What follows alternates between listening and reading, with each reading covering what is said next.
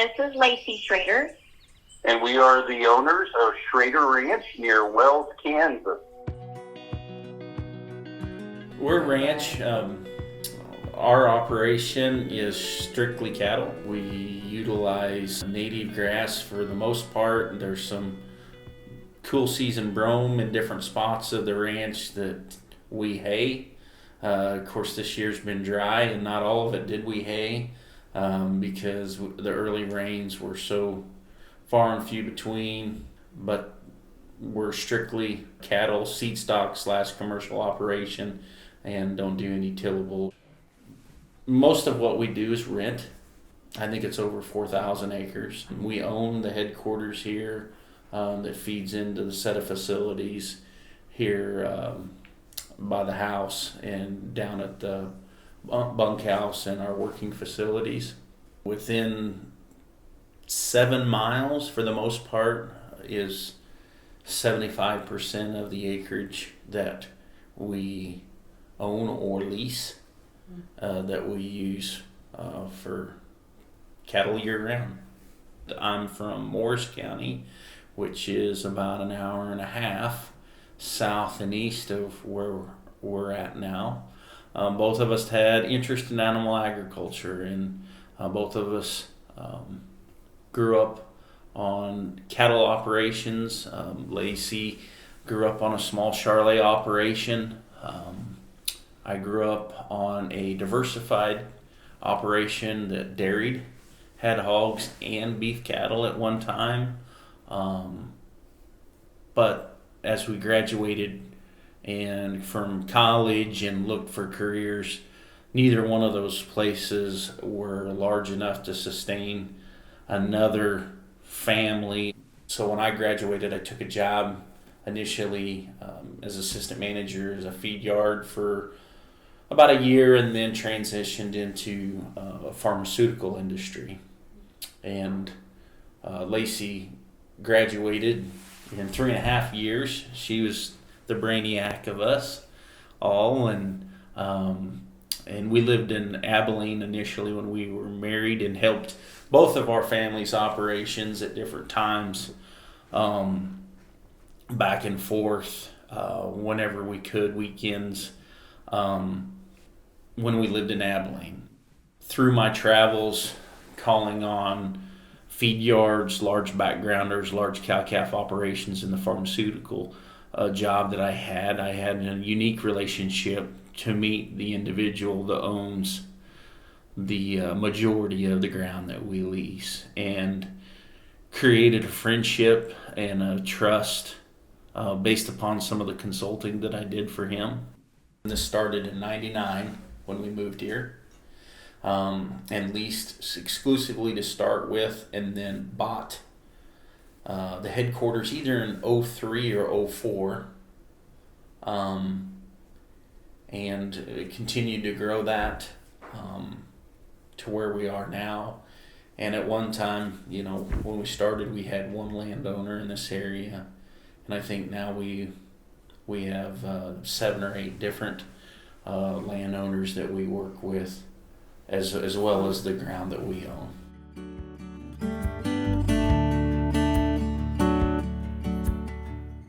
What we value most about being here on this land, I think, is as a family, we're living our dream right alongside our kids, and then just seeing the love that they have for the land that we have the same love for. Just taking care of it, knowing that God put us on this earth to take care of it, and then just watching them want to care for it as well. I think that means a lot. Ultimately, it would be nice that we owned everything that we ran cattle on.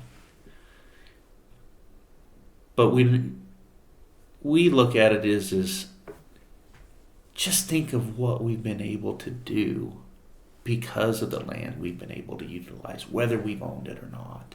I think to add to that, we love to help youth. And we, as young people, receive so many benefits. And youth programs like 4-H, FFA help guide us as individuals. And I think with all those things, not just what you're doing on the land that you own, but the interactions that you have in your communities, and the willingness to lend a helping hand and volunteer, I think is so important as well.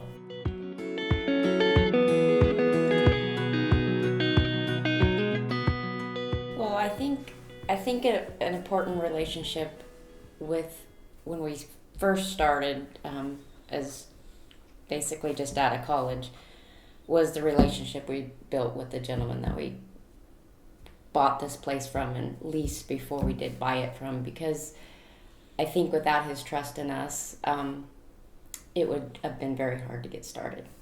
And I think he saw something in us that, yeah, he was willing to give us a shot, and that meant the world to us. So we'd put in the hours, and we wanted to make him proud, just like we would our folks, our grandparents.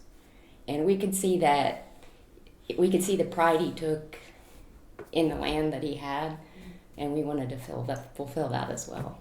About 2 years, year and a half after we had made an acquaintance and made friends, he approached Laci and I that he was looking to retire and wanted to help and give an opportunity to some young people that maybe had interest, desire, work ethic was a big thing that he appreciated, and wanted to give us an opportunity if we were interested as he looked to transition away from the operation.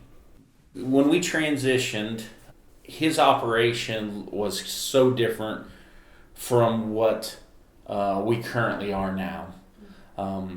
It was strictly a commercial operation in terms of cow-calf, and really not a specific genetic base on the commercial cows that he ran, and the pride that we took. And the landlords could see that irregardless of whether we owned it or rented it, that was our resume. And the pride that we took care of the things that they owned, the things that they cherished, I think then led to more opportunities. Our first landlord that we worked with, the first couple of years, it wasn't easy because he loved it, and stepping away was hard for him because of his connection. And so sometimes maybe there was little things that he might have gotten undone about, and did at different times. But I think how we handled those, and knowing from his perspective why he felt that way, what was causing that reaction, and then how then we handled that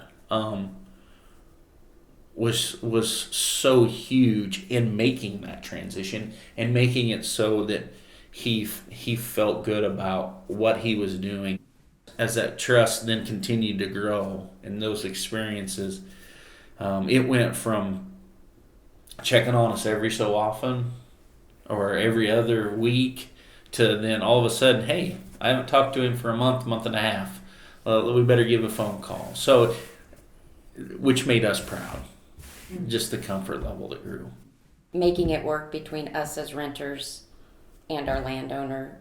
Sometimes if maybe we didn't have a scenario taken care of up to par, I think it was key to say, okay, how would you do it? Or how would you like it done? And I think that was reassuring to him that we were willing to be open-minded, that maybe the way we thought we were doing things maybe wasn't the way he would do things, and to kind of meet in the middle and say, hey, maybe we both have some good ideas here.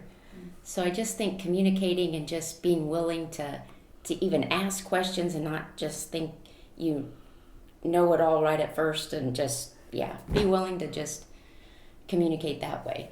And I think that's one thing on the terms of, or along the lines of the communication and the relationships, is also having all the documentation in place too, and your agreements. And even though that's sometimes the stuff that you just don't want to worry about, it is just so necessary for both parties to have peace of mind. And we're very fortunate that all the landowners that we work with have been very just up to par on all those tricky, documents and things that just need to be in place. And I think that's part of the communication too. And even though it's not verbal, it's written. And so in the 23 years, we've never had to go back, or our landlords haven't had to go back and say, well, it's written here in the contract. Because we both know what it is. We both understand what the expectations are. And so, again, it sets of, guidelines for us to follow, both parties. And, it's just one of those additional good forms of communication. I think to add to that, too, is the people that we lease from did not acquire what they have by not being good business people themselves and understanding the value of what they have, or the value of what it is to use what they have. So for us, we've always wanted to make and be as successful as we could at our individual operation on what we do. That way we could be in a position to reward those landowners as values increased, because as values increase, land values increase, so does taxation, and so does different things.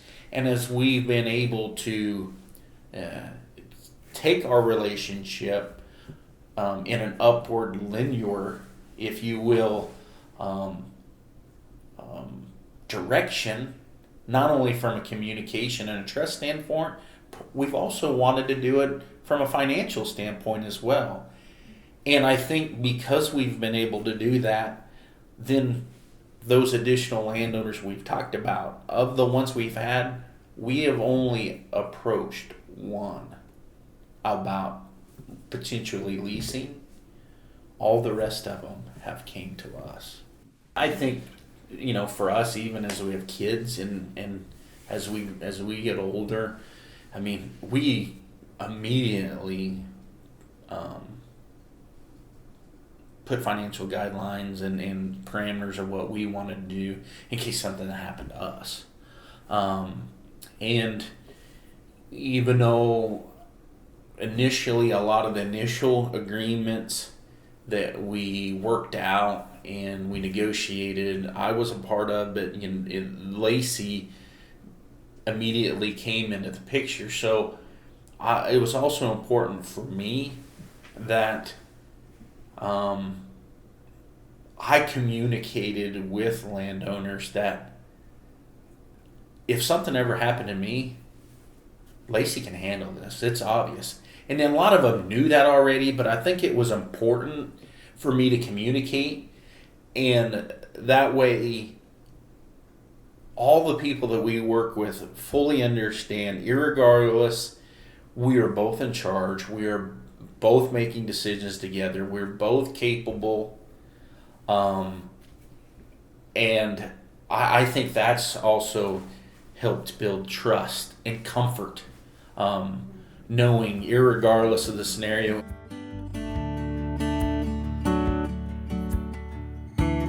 When we took over, obviously neither one of us had means at all. And we were thankful for a banker back home that believed in us, because neither one of us had funds of our own, or our family didn't have funds to help us. So we bought a small group of cows to start with, and we began to put in embryos customly and use our cows as surrogates for different seed stock operations. And so as we grew, as we transitioned, there was another individual that we worked with that took us to the next level then in terms of understanding balance sheets and cash flows. And after working with him, it seemed like our efficiency of what our business and how we ran it stepped up again. And as he retired, then we've been able to work with a young man that is slightly older than our kids, that is a tremendous young adult that's starting a family of his own, that is a fantastic young banker and financial advisor for us. And so I would say relationship, again, trust, communication with your financial institutions that you work with, and doing what you say you're going to do, and being completely transparent and completely open with everything that you're doing. Whether it's a banker or a landlord, we're open with them. There's still a professionalism about what we're doing that stays within our relationship, and we've had that. But I still think that same mentality with those people that you rely on as you grow, as your operation changes and evolves, particularly your financial managers or your financial advisors, are so important.